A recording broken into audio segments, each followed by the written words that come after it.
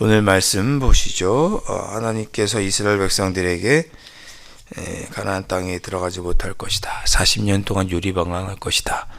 이렇게 말씀하신 후에 하나님께서 또 모세에게 말씀하셨습니다. 1절에 여호와께서 모세에게 말씀하여 이르시되, 그렇죠. 하나님께서 모세에게 말씀하셨다는 것은 모세가 행한 일은 다 하나님께서 모세에게 명령하신 일이었다는 것입니다. 그러니까 모세는 하나님께 말씀을 듣고 행한 것이죠.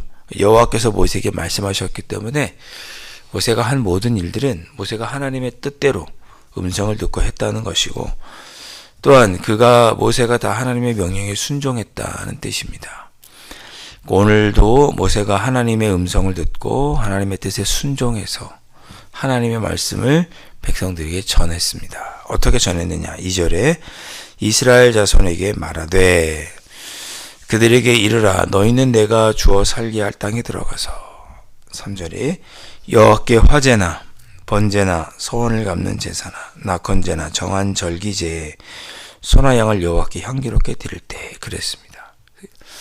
그러니까 하나님께서 모세에게 뭐라고 말씀하셨냐면, 이스라엘 백성들에게 그들이 가나안 땅에 들어가서 내가 주어 살게 할 땅에 들어가서 거기서 하나님께 제사를 드려라, 희생 제사를 드려라.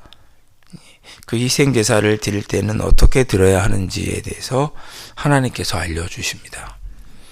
3절에 화제나 번제, 여러 제사의 종류죠. 또 소원을 갚는 제사나 낙헌제, 이거는 번제, 화제를 드리는 목적입니다. 하나님께 번제나 화제를 드리면서 하나님께 소원할 수 있겠죠. 정한 절기에 또 소나 양, 이런 다양한 짐승을 가지고 하나님께 제사를 드릴 때에 그렇게 드려라, 그런 거죠. 4절 보면 4절부터 10절에는 어떤 제사를 드리는지 제사의 목록과 방법이 쭉 나오고 있습니다.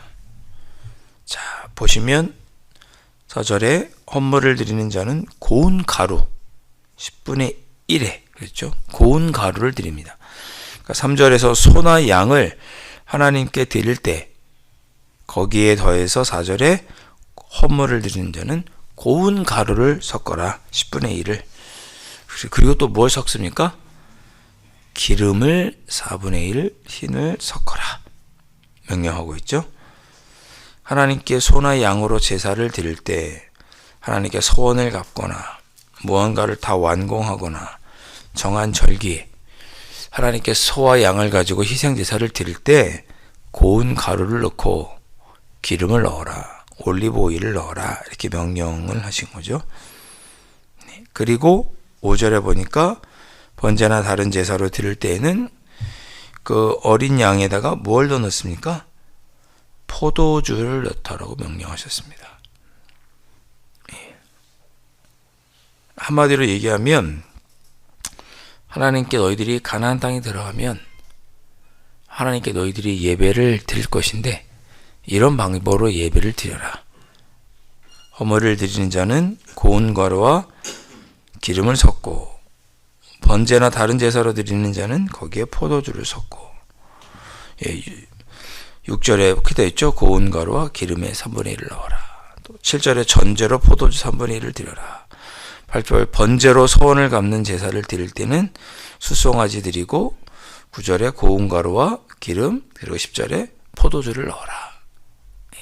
그러니까 이런 제사를 드릴 때도 동물과 더불어서 고운 가루, 올리브 오일, 포도주, 또 이런 걸 드릴 때도, 이런 목적으로 드릴 때도 소나 양이나 염소를 드리고 고운 가루와 기름을 섞어서 또 포도주를 섞어서 하나님께 제사를 드려라, 이렇게 말씀하고 있습니다. 자, 생각해 보십시오. 14장까지는 하나님께서 너희들이 가나안 땅에 들어가지 못할 것이다. 20세 이상 된 자는 누구도 가나안 땅에 들어가지 못할 것이다. 그랬거든요. 그런데 이제는 또 하나님께서 약 올리는 것도 아니시고 가나안 땅에 들어가면 너희가 이런 제사를 드려라라고 명령을 하십니다. 그러니까 대상자는 20세 이하의 사람이겠죠. 미만의 사람. 예.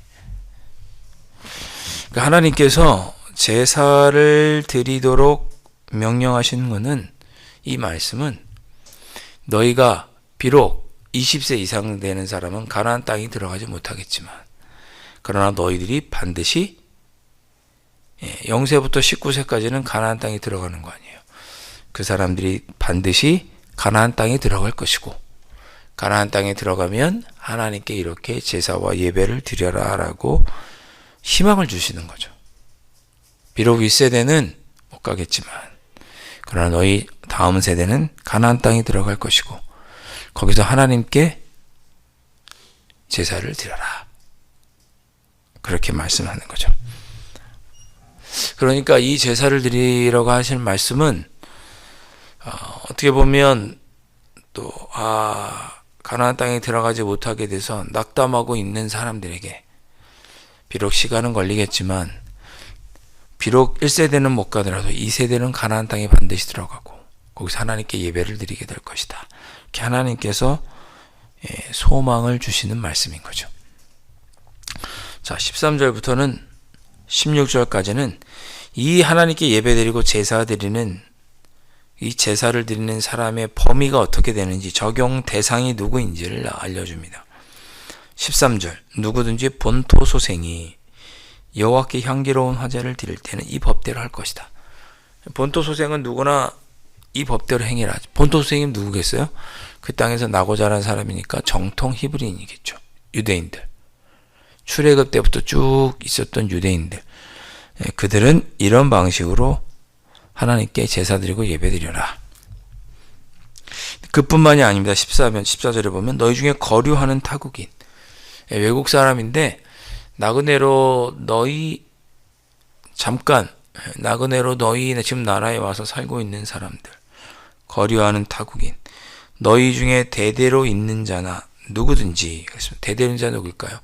유대인은 아니지만 애굽에서 출애굽할 때 같이 왔다든지, 아니면 정착하여 사는데 이웃 나라에서 시집 와서 또는 장가 와서 또 노예로 와서 대대로 거기서 사는 사람, 히브리인은 아니지만, 우리로 치면 우리 부모님들이 미국에 이민 갈 수 있잖아요.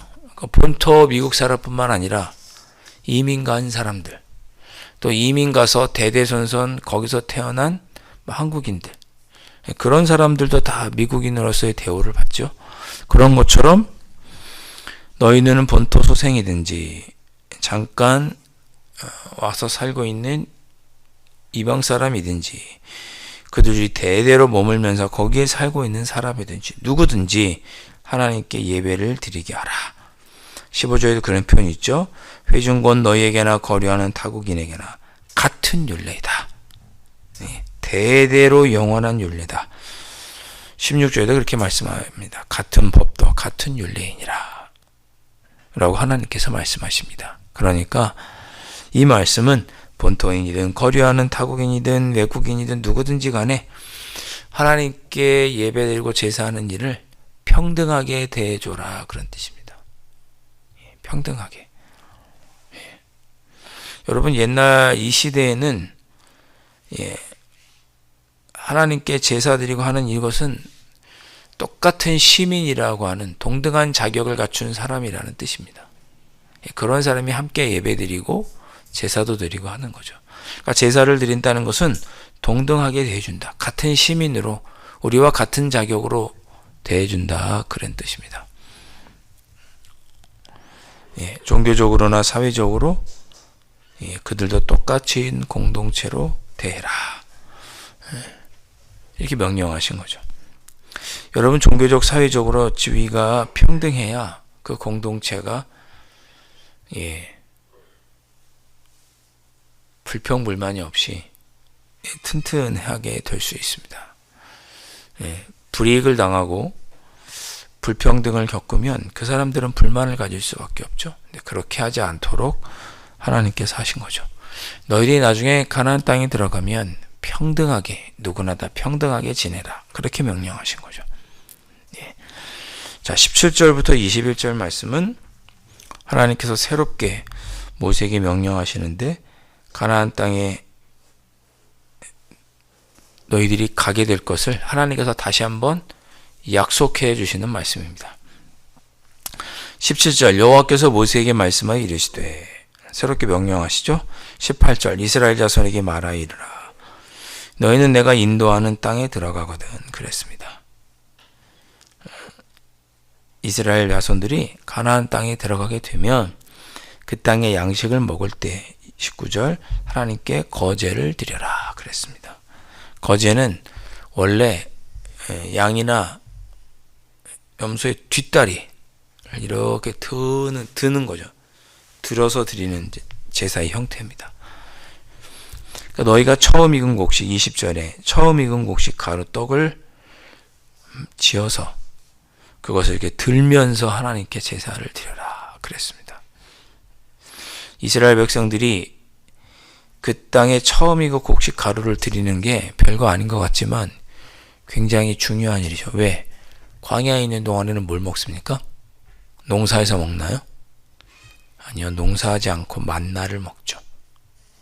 그러니까 처음 익은 곡식가루를 먹는다는 것은 너희들이 가나안 땅에 들어가서 그 땅에서 경작해서 농사지어서 처음 곡식을 수확해서 그것을 먹을 때 하나님께 거제로 드려라. 감사의 마음을 드려 거제를 드려라. 이렇게 말씀합니다. 그러니까 너희들이 꼭 가나안 땅에 들어가서 농사하고 정착하게 될 것이라고 약속해 주시는 말씀인 거예요. 40년, 비록 40년 뒤의 일이지만 가나안 땅에서의 풍요와 추수를 소망하게 해주시는 말씀입니다. 다시 말씀드립니다. 40절, 14장까지 너희들이 40년 뒤에 동안 광야에서 유리방황하다가 너희 다음 세대가 가나안 땅에 들어갈 것이다 라고 하나님께서 하신 말씀은 또한 누군가에게는 안타깝고 좌절 같고 안타까운 일이겠지만 그러나 하나님은 희망을 주시는 거죠. 비록 1세대는 들어가지 못하지만 2세대는 들어가서 거기서 나를 예배할 것이다 라고 희망을 주시고, 그리고 거기서 너희들이 서로 차별하고 그렇게 사는 곳이 아니라 하나님을 함께 믿는 너희들은 평등한 그런 나라를 이루게 될 것이다. 그렇게 약속해 주시고 그 일이 반드시 이루어질 것이다. 너희들은 그곳에서 농사 짓고 처음 익은 곡식으로 나를 제사드리고 예배해라 라고 이렇게 하나님께서 희망의 메시지를 주시는 것입니다. 자칫 가데스 바네아에서 하나님의 징벌을 받고 가나안 땅에 들어가지 못하는 것으로 낙담해 있을 이스라엘 백성들에게 새로운 사명을 주시는 거죠. 가나안 땅에 들어가서 예배해라. 그리고 거기서 새로운 사회 질서로 모든 사람을 평등하게 대하고, 너희들도 너희가 반드시 가나안 땅에 들어가게 될 터이니 소망을 품고 이 40년을 잘 견디라고 하나님께서 위로해 주시는 말씀이 오늘 읽었던 15장의 말씀입니다. 우리의 인생을 광야와 같다고 우리 흔히 자주 신앙 생활하는 우리들이 표현을 합니다. 우리 인생은 광야와 같다. 광야와 같죠. 광야와 같습니다. 그러나 우리의 삶이 광야로 끝은 아니죠.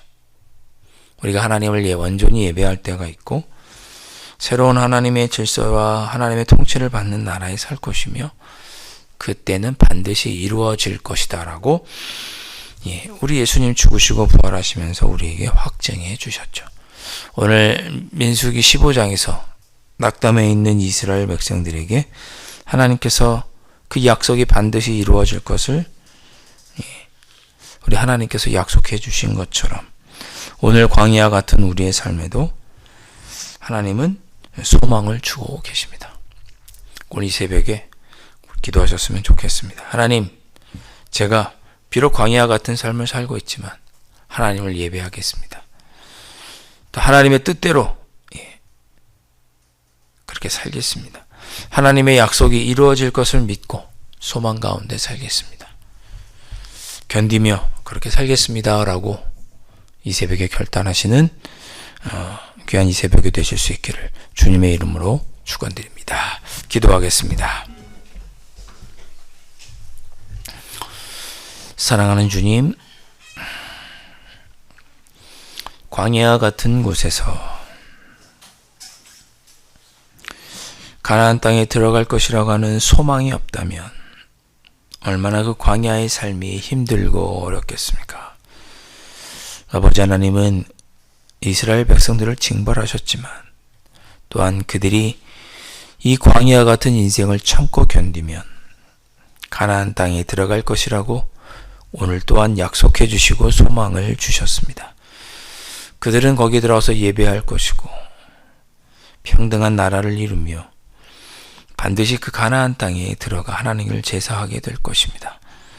그러한 소망을 품고 광야의 삶을 견딜 수 있도록 하신 아버지 하나님, 오늘 저희도 이 광야 같은 인생길 하나님을 믿고 의지하면서 견디는 저희들이 될 수 있도록 성령 하나님 붙잡아 주시고 인도하여 주시옵소서.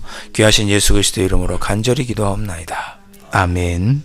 하늘에 계신 우리 아버지, 아버지의 이름을 거룩하게 하시며 아버지의 나라가 오게 하시며 아버지의 뜻이 하늘에서와 같이 땅에서도 이루어지게 하소서.